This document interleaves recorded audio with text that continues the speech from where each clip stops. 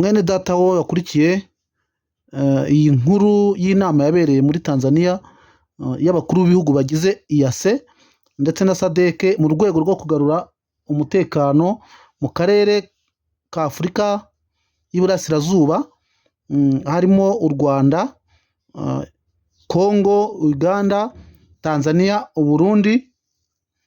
Nagira ngo nkubwire ko iyi nama yateranye, hari amakuru twahawe ku bigendanye n'uko ibintu byose bizagenda, nubwo yo yafashe imyanzuro ariko ntabwo imyanzuro bafashe yo kugarura amahoro ari izakunda, kuko twahawe ijambo riri muri Matayo igice cya 19 umurongo wa 26, haravuga ngo ibyananiye abana b'abantu, ibidashobokera abana b'abantu, Imana irabishoboye. Ni amagambo Yesu yabwiye abigishwa be, arababwira ngo ibyo ntibishobokera abantu ariko ku Mana byose birashoboka. Nje kukubwira rero ngo ibyananiye abantu Imana irabishoboye kandi Imana izabishobora. Iki gihugu rero cya Congo ni igihugu amakuru yo mu buryo bw'umwuka twereka ko hazagwamo abantu baturutse mu mihanda yose yo muri Afurika.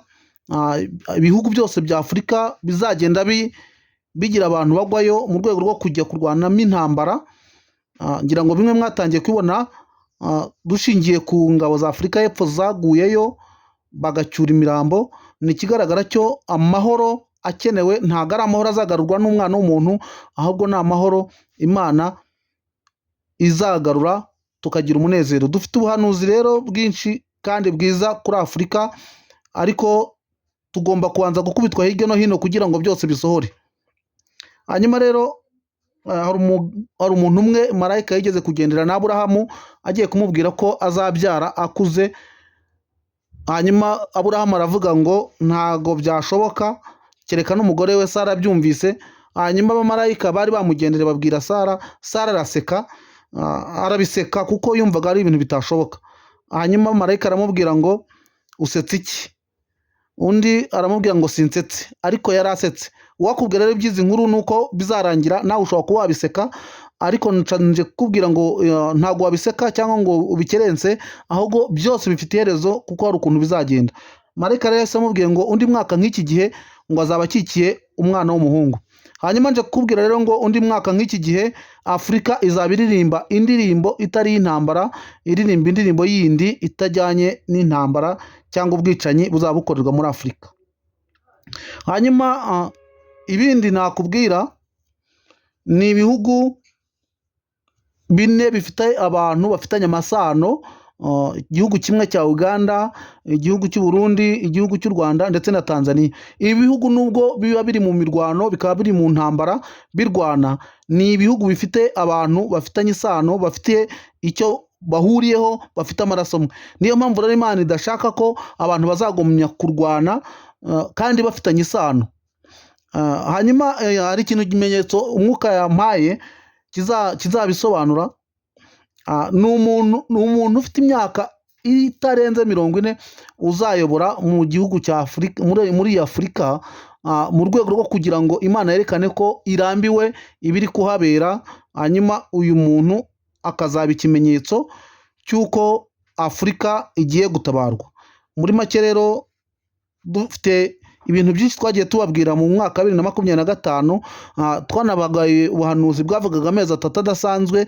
Ngira ngo turimo kuragenda tubibona, ariko nzi neza ko nyuma y'ibikomeye n'ibigoye Uwiteka agomba kuzatabara abantu.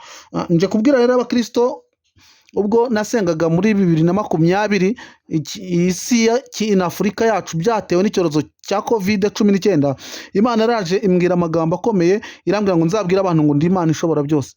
Muri bino bihe byo gusenga no gusenga ngo Imana ikumire intambara zugarije ibihugu byacu, Imana yagarutse kumbwira aya magambo, nayo ni amagambo umurongo umwe uri mu byanditswe byera. Ni muri Matayo 19 nk'uko nabivuze umurongo wa 26, havuga ngo Yesu arabitegereza arababwira ati ibyo ntibishobokera abantu ariko ku Mana byose birashoboka. Imana irambwira ngo nze kubwira abantu uyu mwaka wa 2025 ngo mbabwire ngo bikuremo ntibishoboka. Ntibishoboka rero yarababase, ariko Imana irambwira ngo bahawe isezerano isezerano rikomeye ry'uyu mwaka 2025 rivuga ngo birashoboka kuwizera. Ibyananiye abana b'abantu kuwizeraho birashoboka. Hanyuma rero nta kinanira uwizera. Niba wizera amahoro ukizera umutekano bizakunda. Imana yacu ihabwa icyubahiro. Hanyuma rero nze kukubwira ngo ikintu cyananiye abana b'abantu kirashoboka. Ushobora kuba urwaye uri mu bitaro ufite indwara inaniranye, abaganga bananiwe. Uyu munsi nawe uhawe isezerano rivuga ngo birashoboka ko Imana ibi yabirangiza ukagira ubuzima buzira umuze. Birashoboka kandi ko wowe umaze igihe utabyara ndetse n'igihe ubona cyararenze usa n'uwarengeranye pe, baba barakuroze cyangwa ari izindi mbaraga baguterereje, ariko hanyuma nagira ngo nkubwire ngo nawe wikuremo iri jambo rivuga ngo ntibishoboka. Niba Imana ije gutabara ibi bihugu, ikaza gutabara Abanyarwanda, ikaza gutabara Abanyafurika, ikaza gutabara ibihugu duturanye biri mu mbibi z'u Rwanda, nawe yaza gutabara urugo rwawe. Birashoboka rero ko umugabo wawe yagaruka agasubira ku murongo. Birashoboka kandi ko umugore wawe yareka ubwomanzi n'uburaya akaba umugore nk'abandi. Birashoboka kandi ko umwana wawe yareka kuba ikirara no kunywa itabi akaba umuntu muzima. Hanyuma rero iri jambo nkubwire ngo ntibishoboka, nibwo Imana yaje kumbwira ngo mbwire abantu ngo ibyananiye abana b'abantu ku Mana birashoboka. Naze gusanga rero ibintu byose bishoboka, na cyane cyane ko Imana ishobora byose ari ivuga ko bishoboka. Birashoboka ko amahoro yagaruka muri bino bice dutuyemo. Birashoboka ko intambara zahagarara kuko zitarangizwa n'inama yateranyijwe n'abantu cyangwa n'abakuru b'ibihugu ndetse n'imiryango mpuzamahanga, ahubwo Imana yo ikaba ariyo imanutse kuduha amahoro no kurangiza izi ntambara zose.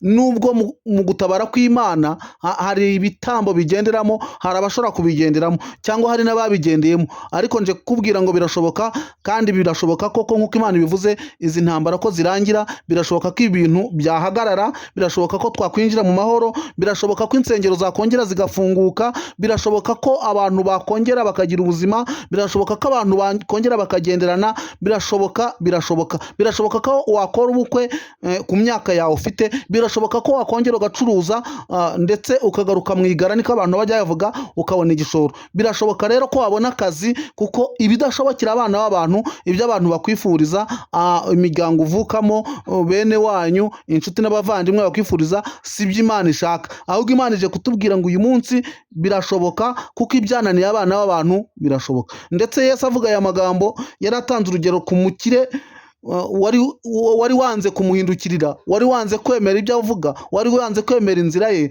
Hanyuma abwira abantu ngo byakorohera ingamiya kunyura mu mwenge w'urushinge kuruta uko umutunzi yakwinjira mu bwami bw'Imana. Hanyuma rero niba ingamiya yanyura mu mwenge w'urushinge kubera ko Imana ibishoboye, nje kubwira ngo ikigeragezo, ikibazo ufite, ingorane uhura nazo, nabyo birashoboka ko byaca muri uwo mwenge w'urushinge. Birashoboka ibyo udatekereza, ibyo wumva utemera, uyu munsi birashoboka kandi birakunda.